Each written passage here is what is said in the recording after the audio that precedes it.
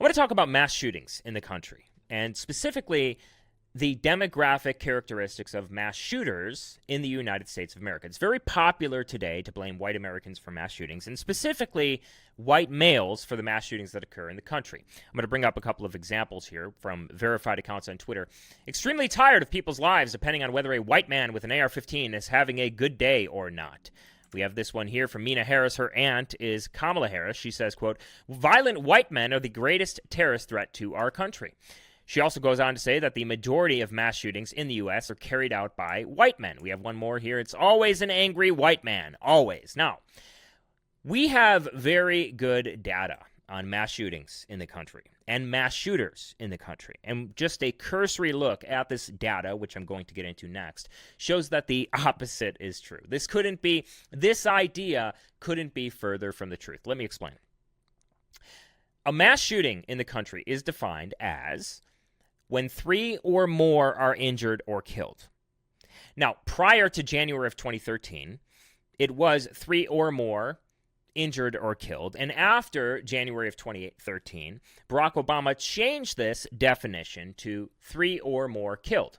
Now, a lot of people said that this was because he wanted to reduce the number of mass shootings that occurred during his administration, but that's besides the point. There's a few databases out there. There's a few that do include gang shootings and drug shootings, a few that do not. Mother Jones is the one that Statista is based off of. So a lot of people, when they Google this, they'll find like Statista articles with graphs and things like this. Their mass shooting database is based off of the Mother Jones mass shooting database. Mother Jones is a news organization that tracks mass shooting incidents. It conveniently, of course, excludes shootings that are a result of gang activity from their tracker. They stopped updating their database in early 2020 when four of the last 7 mass shooters turned out to be black Americans. But then they picked it back up again when the Atlanta mass shooting happened. I'm going to take you to their database here. So they stopped back in February of 2020. You can see that here. This is when this stopped. And then they picked it back up again when the Atlanta shooting happened. They added this one in, and then I'm sure they're probably going to continue this on, or maybe not continue. Who knows? But I want to point to something here that's very interesting in this particular database before we explain why we brought this up here. If we go to the race of the perpetrator here, we can see that they did not include Ahmed Muhammad from Pensacola, Florida. They did not include his race there. They did not include the race of this person here, Joaquin Roman, who is Latino. And they didn't include the race of Ahmad Ali Alissa, who is the shooter in Boulder, Colorado, who shot up the King supermarket. So they didn't include the races of the perpetrators there. And so this is what Statista is based off. It's pulling in the races of these perpetrators here, and then it's bringing it into their database. Now, even if this database does not include gang and drug shootings, which it should, a lot of those shootings end up with 3 or more injured or killed all the time. It should include those. But even if it doesn't include those, even though it doesn't include those shootings, when you break this down, white Americans do not surpass their population representation. So let me explain further. White Americans are 60% of the population, right? White Americans are about 60 to 65% of the population in America.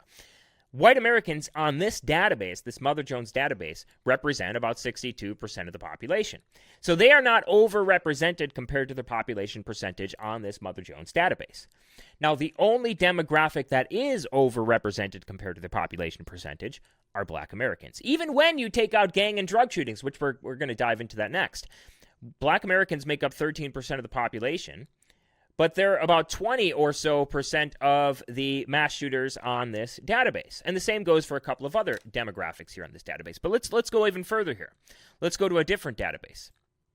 We have the Gun Violence Archive, and the Gun Violence Archive does include these shootings. They do include every single shooting, or just about every single shooting, that results in 3 or more injured or killed, which is the correct definition of a mass shooting. And even if it was just 3 killed, like Barack Obama wanted to do, it still would result in the same. And when you actually look at the incident sources, and then you break this down by their demographic characteristics, you get this. This is from massshootings.info. 73% black, about 73% black, 14% Latino, 14% white. These are the demographic characteristics of mass shootings in the country. Now, there's a lot of mass shootings in the country that are just completely memory holed by the mainstream media. One of those mass shootings that was completely memory holed by the mainstream media is this mass shooting in the city of Chicago, where 15 people were shot and 2 were killed in this single shooting incident in Chicago. Now, this was in a majority area of the country. The perpetrator was black. The victims were black. And this was not brought up in the mainstream media. The mainstream media did not cover this story. This was only covered in local news outlets, and this happens all the time. We have this story here as well. Upper Darby suspect in East Norriton bowling alley in Pennsylvania. Shooting turns himself into the police.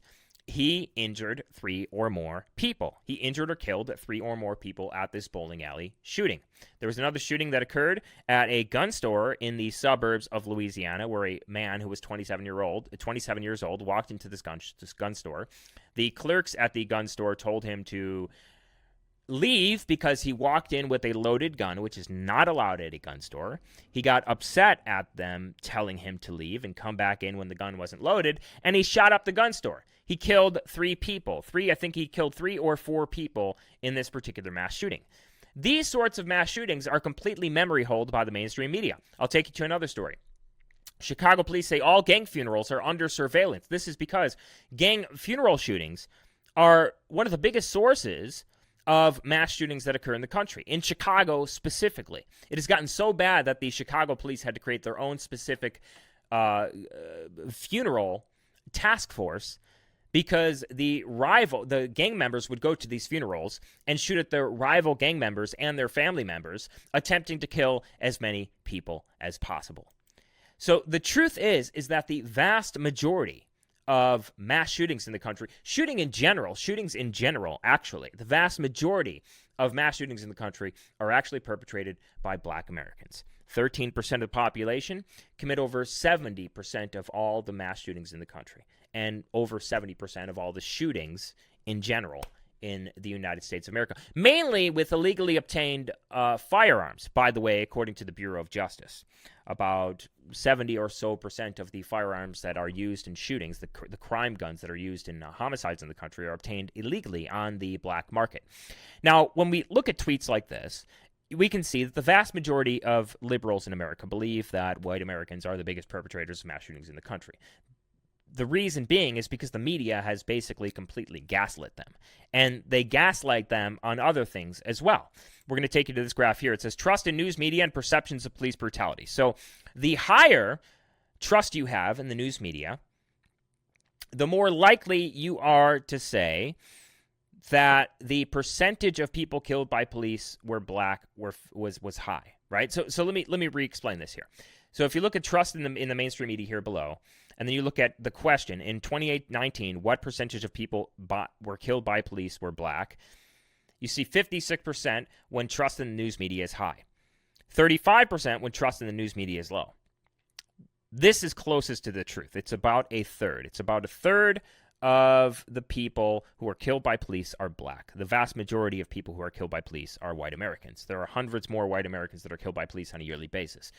No one on the street will be able to answer the question, can you name one white person that was killed by the police? They're not going to be able to name them. If you walk up to any random person on the street and ask them to name one white person killed by police, no one pretty much is going to be able to name one white person who was killed by police. They will be able to name several different black people who were killed by police because the media sensationalizes this, even though hundreds more whites are killed by police on a yearly basis. Now, people will say, well, even though hundreds more whites are killed by police on a yearly basis, so that's because whites make up the majority of the population. Well, first of all, they don't say the same thing when it comes to mass shootings. That's firstly. Secondly, when you actually look at the scientific studies on this by economists, and even black economists, by the way, when you control for crime rate, which translates into police run-ins, when you control for crime rate and police run-ins, which black Americans have a higher rate of because they commit a much higher rate of crime, you actually find that white Americans are more likely per capita to be shot and killed by police. And many economists have looked at this. We have all the studies up on our website if you want to take a look at that. They're also gaslit in terms of Black Lives Matter when we look at this graph here. It says how many unarmed black men were killed by police in 2019. The more liberal you are, the more likely you are to believe mistruths. to believe inaccurate information, as you can see on this graph here. The more conservative you are, the more likely you are to be closer to the truth. And the same goes for even coronavirus in the country. What are the chances somebody with COVID must be hospitalized? This is the question that was asked. And the more liberal you are, the more likely you are to believe in inaccurate information. The more Republican you are, and even the more Republican you are, the more likely you are to believe in more accurate information. So you can see the correct answer here is 1 to 5%. The infection fatality rate for COVID-19 is basically on par with the flu for most age groups under 70. And so the more liberal you are, the more likely you are to believe in inaccurate information. It's because the media gaslights you. It's because the media gaslights these people. They know that they're able to change the perception of reality. They know that they are. They know that you're not going to dig into the interracial crime statistics, the hate crime statistics. By the way, Black Americans commit a higher per capita rate of hate crimes in the country as well. When you break this down by population percentage, divide it by their population, multiply it by 100,000. When they look at even domestic terror incidents, when we look at that, which we've been over on the show before. Liberals are more likely to believe in inaccurate information, mistruth, misinformation, because that's what the media provides, misinformation. They don't provide you with the full context. And it's becoming more and more popular to attack white Americans. In fact, there are articles out there that are basically calling whiteness a disease every time a mass shooting happens perpetrated by a white American. Whiteness is a disease that we must stamp out. And of course, Twitter, even though they say dehumanizing content is not allowed on their platform, they allow this to go viral on their platform. But that's the truth about mass shootings in the country. That is the truth about the demographic characteristics of mass shootings in the country. I mean, we can take a look at the homicide rate, violent crime rate. I mean, it really doesn't matter where you look. It's not white Americans who are committing these acts. This is a graph from the CDC about homicide rate per 100,000 people. We can go down to violent crime rate per 100,000. We can look at the anti-Asian attacks, which are 90% committed by Black Americans. But, you know, even if we do look at the anti-Asian attacks, the truth of the matter is that the vast majority of interracial attacks, the victims are white. Between blacks and whites, Black Americans commit 90%, according to the Bureau of Justice, of those interracial attacks. 547,000 in 2018, black on white, versus 56,000 white and black. And to put that into a per capita rate, it's even worse. It's like 28 per 100,000 white Americans who are going to commit a white on black attack versus 1,279 Black Americans out of 100,000 Black Americans who are going to commit a black on white attack. So, once again, the media understands that they have the power to change the perception of reality for people, and this is the reason why you see tweets like this. This is the reason why you see liberals gaslit by the media. And really, honestly, when we look at the true radicalizers are the mainstream media. I mean, they're the ones who affirm the Black Lives Matter narrative, which is scientifically false. They are the ones who affirm all of these different things and push these certain narratives and then cause people like the black nationalists who sniped 5 police officers in Dallas not too long ago, and the other black nationalists in Baton Rouge who killed police officers, and people going on to commit hate crimes against white Americans and beat white Americans in the street while screaming Black Lives Matter. We have videos of that. I mean, there are, when we talk about the anti-Asian attacks in America, there are like, for every one anti-Asian attack, there are 100 anti-white attacks that occur where people are screaming white racial slurs at white people as they beat them up in the street. We have all the videos up on our website, and we've been over those on our show. So there you go. That is the truth about mass shooters in America. Make sure to share this with a friend and a family member. We also have an article up on our website with the linked sources as well. Make sure to check out the links in the description below for a subscribe star. It helps the channel out tremendously. Also, preparewithvincent.com, where you can get $100 off a 4-week emergency dry food supply. And then make sure to tune into our live show, trovo.live/Vincent James. All those links are in the description below. See you over there. Whether it's with super chats during the live streams on trovo.live/RealVincentJames, supporting me on Subscribestar or Patreon, purchasing dry food supply on preparewithvincent.com, or even via cryptocurrency, the show continuing completely relies on your support, 100%. In the description below, you will find links to the live show, Subscribestar, Patreon, preparewithvincent.com, and crypto addresses. You will also find links where you can find me on alternative social media platforms like Telegram, DLive, and Parler. My contact information is below as well. Make sure to check the links in the description below. It helps the show and website expand and allows me to continue. Thank you all for your continued support.